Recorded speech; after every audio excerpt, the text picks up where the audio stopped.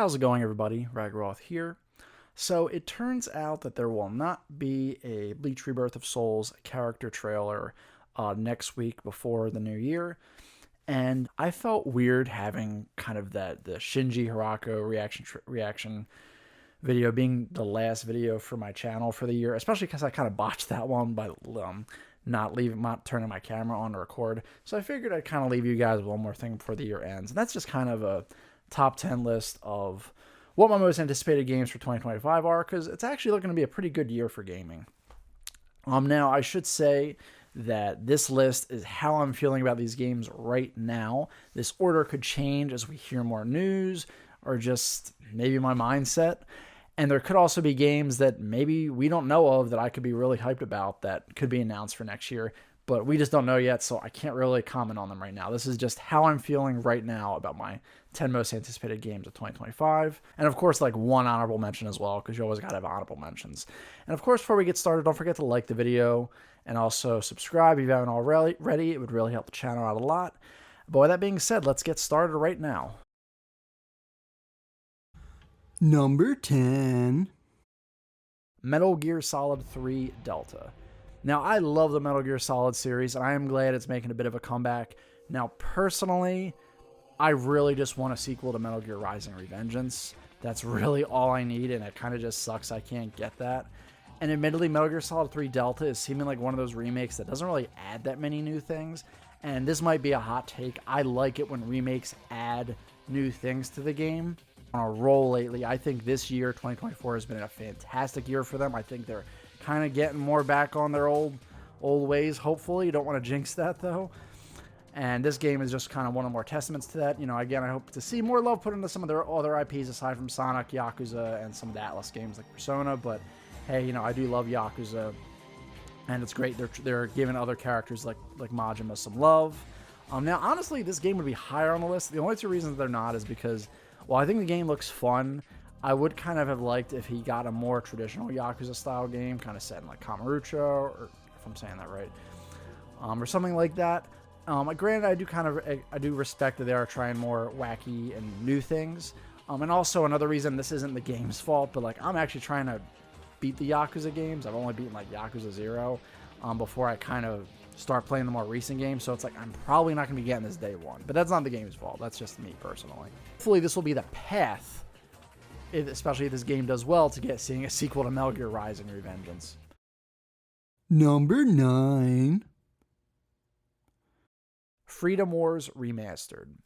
Now, Freedom Wars was one of my favorite games on the PlayStation Vita. And yeah, I know it's the PlayStation Vita, but this game I loved. I played the crap out of it. And it's probably my favorite, if it counts as one. If it doesn't, I apologize. Probably my favorite Monster Hunter clone. I don't know, I just really like the style of the game. The character creator was phenomenal. I just like the concept. The combat was pretty cool. The weapons were cool. Everything about this game was just really cool. I mean, I wish I got a sequel, but I'm totally fine with getting a remaster. And maybe depending on how this remaster does, maybe it will get a sequel. I don't know. I know it is coming out kind of randomly very early in the year. This is probably the earliest release of on the list of games I have. I mean, it does suck it's only digital. But even still, I'm definitely going to get it day one.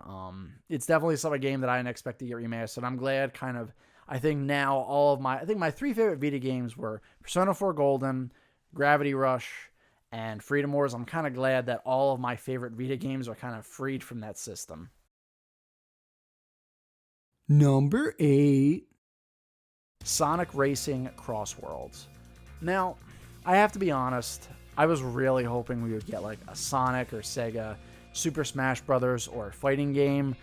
It seems like we're kind of getting that with a new Virtua Fighter game, which I'm warming up to, but I would still really just like a Smash Bros. Game with more Sonic characters that aren't just Sonic. And even other Sega characters as well. But that being said, I did really enjoy the racing games. Even Team Sonic Racing, which a lot of people hate, I think was probably the weakest one. I thought was alright still. It did give us some characters that were missing in the racing games like Silver, Blaze, Omega, and Vector.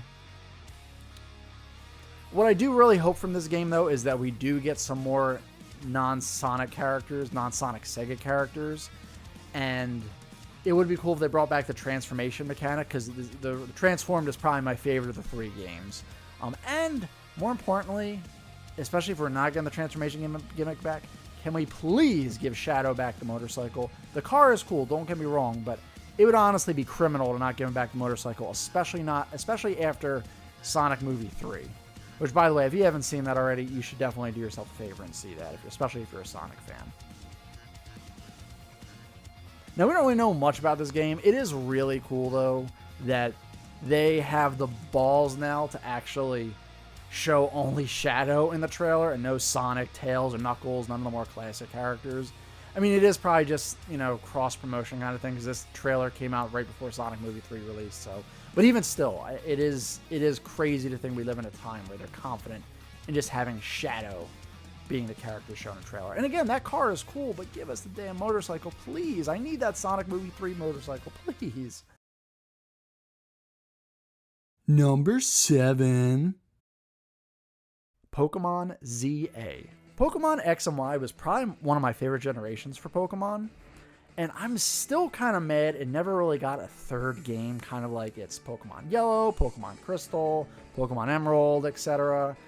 I just feel like it kind of got done dirty in that regards. And now I feel like some justice is being done with Pokemon ZA. I know it's going to be more of a Legends Arceus kind of game, not a traditional Pokemon game. Maybe that's a good thing, though, just because people really seem to like Arceus and not be too crazy about Sword and Shield, and especially not Scarlet and Violet. I like Legends Arceus. I kind of just didn't like that they sort of turned away from fighting as much, that it was more about exploration, which is cool, but I want to fight with Pokemon. But not only is this kind of treated as sort of a third Pokemon X and Y game, but they tease that Mega Evolutions will return. And this has been my main feature I wanted back ever since after Sun and Moon. It has been very frustrating losing Mega Evolutions. I thought they were just such a cool gimmick. They kind of gave love to some Pokemon that haven't really had love in a while, like Ampharos. They gave my boy Gengar a really cool Mega Evolution. They made me like Charizard more. The games have just been... It just hasn't been the same without them, and I'm glad we are getting them back. Now, if they were going to get them back past this game, that remains to be seen. I wouldn't put it past Game Freak to just have it be a one-time thing and then just go back to status quo. But hey, we got to speak with our wallets here. And even then, it's like, even if it is just one last cock tease of having the Mega Evolutions back, I guess it's better than nothing. Looking forward to seeing more information on this game. Probably going to get some, I'm guessing, in January or February, because I think February is Pokemon Day, if I remember correctly, so we'll probably get more news then. Hashtag justice for Zygarde. Number 6. Metroid Prime 4. Now, to quote Cloud in his announcement trailer in Smash 4, I never thought I'd see the day when we'd actually finally be getting this game. This game has been in development forever. It's been asked for forever. And not only that, we're finally getting a payoff with all those damn Psylux teases from all these other Metroid games. He's finally making in kind of a mainline game. Hopefully this means he'll be in the next Smash Brothers. But from what little we saw, Metroid Prime 4 looked pretty cool. I mean, it didn't seem to be doing anything crazy, new, or different, but it was just a small trailer just to kind of show us a glimpse of what the game is like. And it is good. It still seems to have that same Metroid Prime feel to it, which is very important. I'm hoping we'll get a new trailer, I guess, I'm sure next Nintendo Direct. And it is interesting. I am wondering if this will be another kind of maybe a cross-gen Switch 2 title. I mean, I don't know if they'll have enough confidence in a Metroid Prime game, unfortunately, but it would be cool. I mean, even still, from what we just saw, if that's how it looks on the Switch, it's definitely not bad at all. Number 5. Fatal Fury, City of the Wolves, or Garou, City of the Wolves, I kind of like to call it. I mean, I don't know if my jacket I was wearing gave this one away. Probably Garou Mark of the Wolves is most likely my favorite non-King of Fighters SNK fighting game. And I was really hoping for a sequel to that at some point, and we finally got one. It looks really good. I love the graphics. They kind of remind me of Marvel vs. Capcom 3. My boy Rock Howard is finally free from DLC prison. And they're also kind of giving some love to some other Garou Mark of the Wolves characters that we haven't seen in a while, or that were also stuck in DLC jail, like Gato and B. Janet. Not only that, I really like that they're kind of having a more like a larger single player mode, because I like SNK's games, but they're just so lacking in things to do, and it sucks because I honestly like them more than Street Fighter. I like the characters just so much more than Street Fighter characters, but their games are just so bare bones. But it seems like they're actually going a little bit above and beyond with this game, and we're also having English voiceovers too, which is crazy. SNK has been very just all about Japanese voiceovers, and it's really cool to have some English ones. And I'm sure people that prefer the Japanese ones will still be able to keep those as well. But no, this game is shaping up to be pretty well, and it's not even that far off. All I ask is, please, the roster is great so far. Please just have Freeman be base roster. He's probably my other favorite Garou character aside from Rock, and he hasn't been playable in a while. Please give me my crazy serial killer guy, please. Number 4. Xenoblade Chronicles X Definitive Edition. Once again, to quote Cloud in his announcement trailer in Smash 4, I never thought I'd see the day. This was a game kind of like how Freedom Wars was stuck on the PlayStation Vita. This was a game I desperately wanted to not be stuck on the Wii U anymore, and it's really one of the only last ones too. And Xenoblade X has been one of my favorite Xenoblade games. I love the Xenoblade games, but Xenoblade X has always been one of my favorites. One of my favorite Wii U games as well. I know that's not saying much because it's Wii U, but even still. I loved this game, and I wanted to be able to play it on my Switch, especially portably, and we're finally getting that. And we're getting some more additional things, too. Better graphics. I mean, not too much more I could ask for there. Hopefully we'll be getting some other new stuff as well. But even still, I'm really looking forward to finally getting this game on a new console on a Switch. Again, I was kind of hoping this would maybe be a Switch 2 game. I think there'd be even crazy thing what we could do with it. But again, maybe it'll see some enhancements if you play it on the Switch 2 or something. Number 3. Doom: The Dark Ages. I've talked a little bit about this game on my channel, and it's funny because I've never really been, or at least for a long time now, I haven't been the biggest first-person shooter guy, but I feel like Doom 2016 kind of forever changed that, or at least made an exception. Well, Metroid Prime as well, but most people don't consider Metroid Prime a traditional first-person shooter. Even though I was a little divided on kind of Doom sort of taking a more medieval approach and kind of going away from going more away from the sci-fi approach, they, I think, handled it really well. I mean, the game looks magnificent. I love the Doom Slayer's new design. The new weapons are awesome. A little discouraged that it's kind of gone away more from the sort of fast-paced, kind of flying all over the place gameplay that Doom Eternal had. But I trust in id Software, and that their different approach will be just as fun, if not maybe more so, than Doom Eternal. I know we haven't really got much more news on this game since I think it was the Summer Game Fest with the Xbox showcase. And it does sort of make me think that it might not be coming out in 2025, but I feel like they're not exactly a game studio that kind of releases a bunch of info frequently, and I do know Doom Eternal to get delayed once or twice, so I wouldn't be shocked if this got delayed as well. But as of right now, it's still a 2025 game, and that's how I'm treating it. But yeah, this is shaping up to be really awesome, and I can't wait to get more information on it. Number 2. Bleach, Rivers of Souls. I mean, are you guys really surprised at this one? This game has basically been taking up a good portion of my channel for a while now.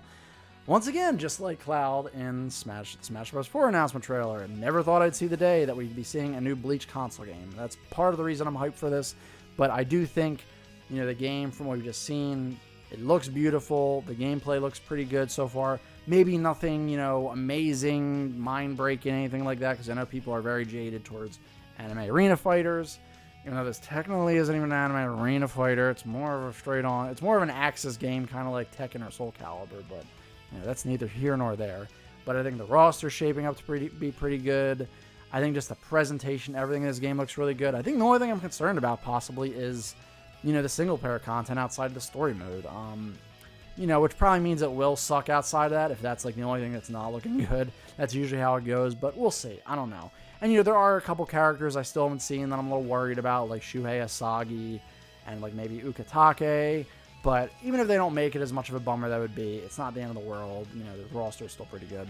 And again, it's just so nice to finally have a new Bleach console game. And I really need this game to do well. I cannot stress that enough because I really want to see us get more. I want to see us get 1,000 Year Blood War characters. See us get Fullbring characters, maybe one day even get characters from the Hell Arc, if we even get that far with the anime and all that. Honorable mentions. Like a Dragon, Pirate Yakuza and Hawaii. Now, honestly, this game would be higher on the list. The only two reasons they're not is because, While I think the game looks fun, I would kind of have liked if he got a more traditional Yakuza style game, kind of set in like Kamurocho, or if I'm saying that right. Granted, I do respect that they are trying more wacky and new things. And also another reason, this isn't the game's fault, but like I'm actually trying to beat the Yakuza games. I've only beaten like Yakuza 0 before I kind of start playing the more recent games. So it's like I'm probably not going to be getting this day one. But that's not the game's fault. That's just me personally. Number 1. Lost Soul Aside. Seeing a really big trend here, but once again, to quote Cloud, never thought I'd see the day. This is a game that's been in development forever. I mean, I honestly have forgotten about it until recently. It's one of those games where you're going to forget about, and then it's going to pop up out of nowhere. And we finally have a release year for it, and they said 2025. It very well much could get delayed again, but, you know, hey, as of right now, we got 2025, and we're sticking with that. Now, why am I so hyped for this game? So you basically take one of my favorite Final Fantasy characters, Noctis. You take one of my favorite characters ever, Virgil, smash them together, you get this guy. I honestly forget what his name is. And, like, the gameplay is basically, like, it looks very Devil May Cry Virgil-esque. It has that sort of DNA that more Final Fantasy Versus 13 had rather than Final Fantasy 15. As much as I like Final Fantasy 15, I still wish it turned out more of how Final Fantasy Versus 13 was going to be. But that's, again, why I'm hyped for this game, because it feels like it's kind of giving us that that feel that Versus 13 could have had, but never had, because it, you know, kind of got rebranded as FF15. Like, it just seems like a game that's taking just everything I find cool and just mashing it together. Admittedly, I do know the game looks a little choppy in some areas. It is admittedly a game that originally started as being developed by one guy, so it's probably going to be lacking in, like, some area. But I mean, again, we still don't know when it's coming out in 2025. It could be a very late 2025 release, and they could be working on and polishing more things as time goes on. From what I see of the game, it just looks breathtaking. This looks really cool, really frantic, really fun. I'd love to get a demo for it or something like that, just kind of get a better idea of how it works. I know one of my criticisms with it initially was it just seemed like there was only like one guy that the character be fighting on screen. It does seem like we're seeing a little bit more variety there, though.